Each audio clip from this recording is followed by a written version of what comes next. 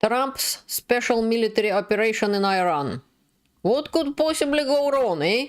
This video examines the US and Israeli attack on Iran through the lens of the phrase Special Military Operation, or SMO, a term used by Putin to justify his aggressive three-day war in Ukraine. 4 years later, it's still ongoing, and the broader war against Ukraine has now continued for over 12 years. I analyze the rhetoric, the recycled justification, and why quick, controlled wars rarely stay that way.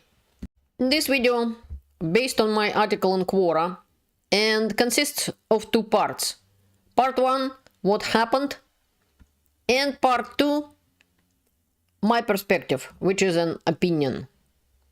I clearly distinguish and make a separation between facts and opinions. Even my opinion based on facts, but it's still an opinion. The article got 5,000 views in about 13 hours, and this video will be bigger than the article. There would be new information, it's updated. Hello there, I am Elena, welcome to my channel Enough of Propaganda. Part 1, what happened? On February 28, 2026, the USA and Israel started the war in Iran.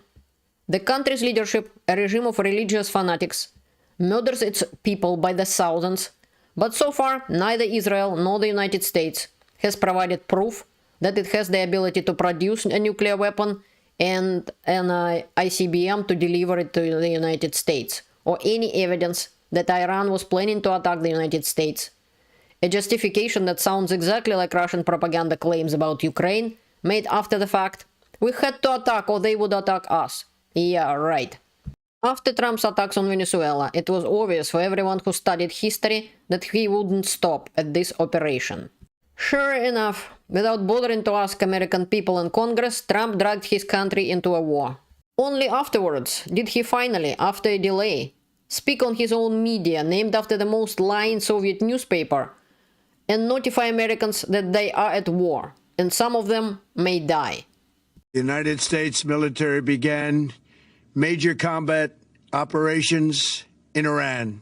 Please keep in mind that Trump didn't use Putin's words special military operation exactly. This is what he is implying, not what he is saying.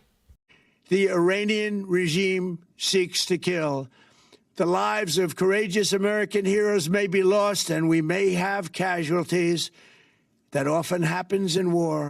This reminded me of Putin's announcement of his special military operation, or SMO, in Ukraine.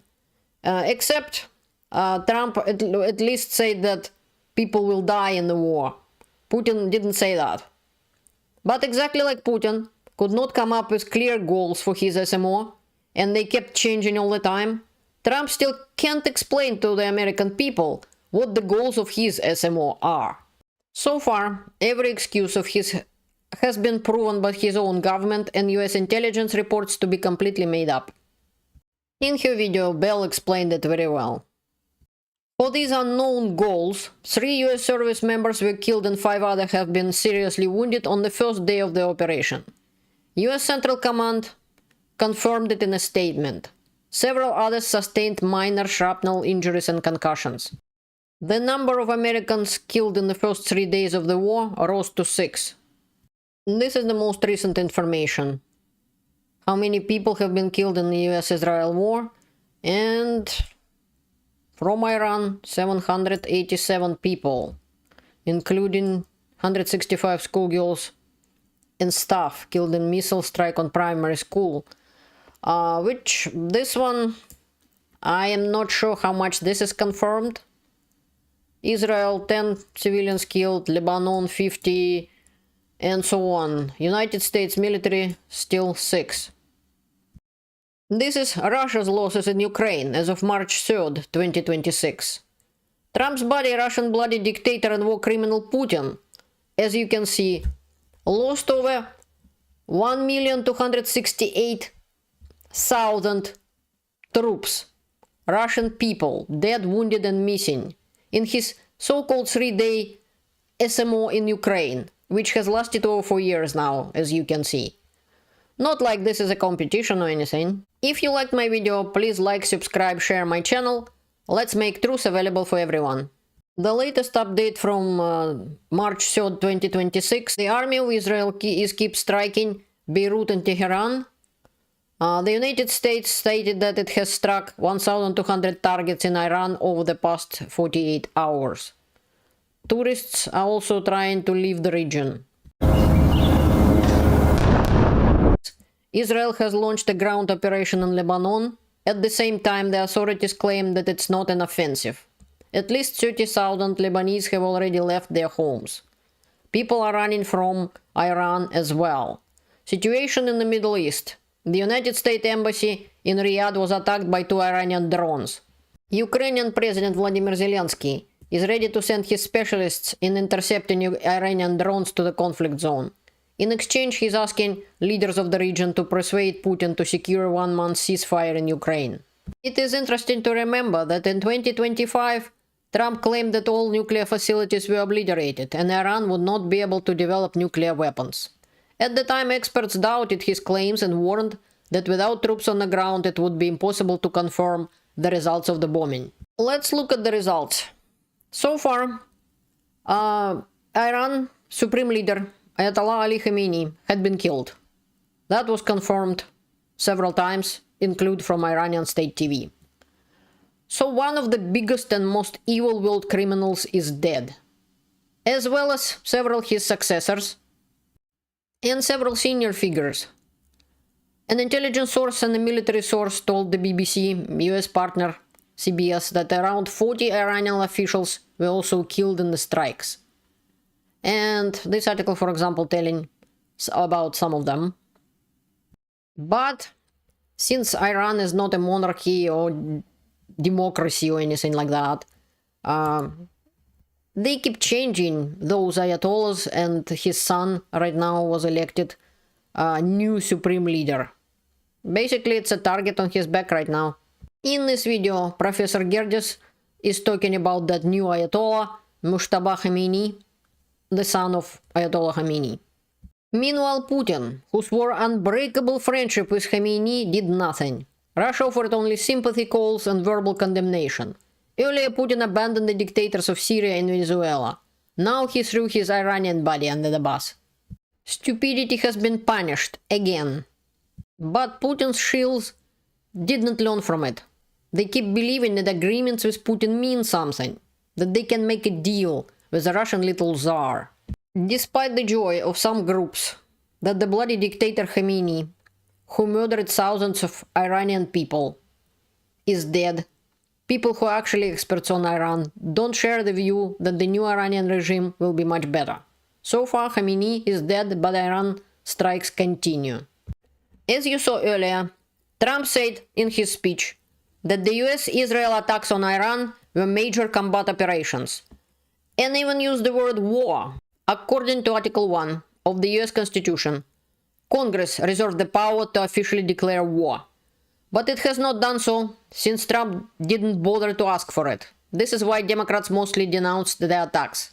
According to the BBC, this is not the article though, there is no indication that US combat troops will be deployed on the ground in Iran yet. But Trump didn't dismiss that possibility. He didn't mention though that his children would go and fight in Iran. I wonder why is that? The allies whom Trump insulted and attacked didn't jump at the opportunity to get stuck in a war together with the United States. In fact, some, like the United Kingdom, initially refused even to allow their air bases to be used by the US forces. That changed only after the new Iranian leaders attacked UK and French bases. Then both countries, along with Germany, coordinated their response and discussed supporting the United States. And some of them allowing the use of bases for defensive strikes or limited operations. This is what the British Prime Minister said. I want to be clear. The strike on RAF Akrotiri in Cyprus was not in response to any decision that we have taken. Very clear that the death of the Supreme Leader will not stop Iran from launching these strikes. Clear the use of British bases is limited to the agreed defensive purposes, we are not joining the US and Israeli offensive strikes. The stupidity of the Iranian regime didn't stop at that. Iran hit and continued with its strikes on Qatar, Bahrain, Jordan, Oman, Kuwait, Saudi Arabia, and the United Arab Emirates, with attacks reported on airports, residential buildings, and hotels. Good one. Many of these countries didn't plan to attack Iran until now. Stupidity will be punished. That's applicable to every side involved. It appears that Americans, like Russians, didn't learn anything from the past. Did Trump just drag the USA into another Vietnam War? And will the world get sucked into it too? That remains to be seen. But some countries are already getting attacked by Iran, as I showed you earlier. Having lived under two dictatorships, I recognize the warning signs when history starts repeating itself.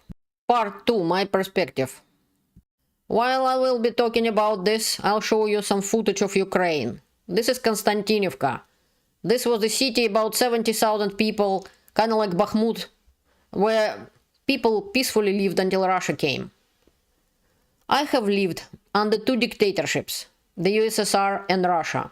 I have seen how limited military operations start with confident announcements, promises of quick results, and narratives that changed on a dime. I have seen leaders present victories that are not real and manipulate information to maintain public support. I have seen citizens misled, corpses counted in secret, and families left to wonder what really happened. That experience shapes how I view the current situation in Iran. I recognize the early warning signs of escalation, unclear objectives, public disinformation, and reliance on the perception of quick success. I am deeply concerned because I have seen how this ends. This is actually Donbass, what Putin really wants to get to himself. Yet this is how he cares about people on Donbass. So anybody who is saying Putin cares about anything, look at this. Every move made by the government that starts a war without public approval, without transparency, without clear goals, and without public accountability risks more than just immediate casualties. It risks long-term instability, regional escalation, and entanglement in conflicts that grow beyond control. History shows that once military operations begin, civilians, not just soldiers, bear the cost. When you fight a terrorist state, what can possibly go wrong? Let's attack a country with over 92 million people without any plan. Let's just see what will happen. While everyone is worried about American troops and people of Israel, I'm also worried about how many innocent civilians from many different countries Iranian terrorists will attack. You didn't expect terrorists to become brave all of a sudden and attack the leaders of the countries who attacked them, did you? When did this ever happen? The leaders have armies, police, and the secret services to protect them. Regular civilians and children don't have such protection. Guess who terrorists will go after? I hope I am wrong about that. This was Iran, not Ukraine. What I'm not wrong about is that unfortunately Trump has just begun to enjoy his little successful war and doesn't want to stop. The body count will continue to rise. But what did you expect when you elected Putin's body with fascist rhetoric, who put an incompetent but loyal servants in charge, and renamed Secretary of Defense to Secretary of War? You surely didn't expect to have peace, did you? Anyway, peace is overrated, right? According to Trump, they didn't give me a Nobel Prize, so there is no reason to be peaceful, as he said about himself. I am concerned about the United States. When a leader engages the country in a war, without public debate, without congressional approval, without clear exit strategies, the consequences extend to American soldiers and the public. Wars are not short and controlled. They are unpredictable and destructive. I am frustrated to see the same patterns of misjudgment and excuses for aggressive war repeated almost word for word from Putin's propaganda about his attack on Ukraine. And it angers me because these lies and mistakes destroy lives and destabilize regions, affecting countries far beyond the initial conflict. But my goal is pointing this out is not to insult or provoke, it's to warn, using the perspective of someone who has survived similar situations before. Controlled observation, grounded in experience, is far more useful than outrage alone. My hope is that the readers will see the patterns and understand the stakes before the consequences become irreversible. Dictators will be defeated. All of them. Apparently, this politician agrees with me. He said, Russia wants to establish its old Soviet spheres of influence. It's a dictatorship, and its leaders hate our country. A Ukrainian victory over Putin's invasion is a strategic victory for the US. Unfortunately, American president doesn't understand it, but these people do. I'm grateful for them. I'm grateful for each and every one of you who are standing with Ukraine, who are supporting me in my channel, morally supporting. I don't make any money on my channel. For all these years, I appreciate you all. Thank you for supporting Ukraine. Thank you for standing for democracy, for defending democracy. Thank you very much for watching my videos. Learn the truth and stay informed. See you later.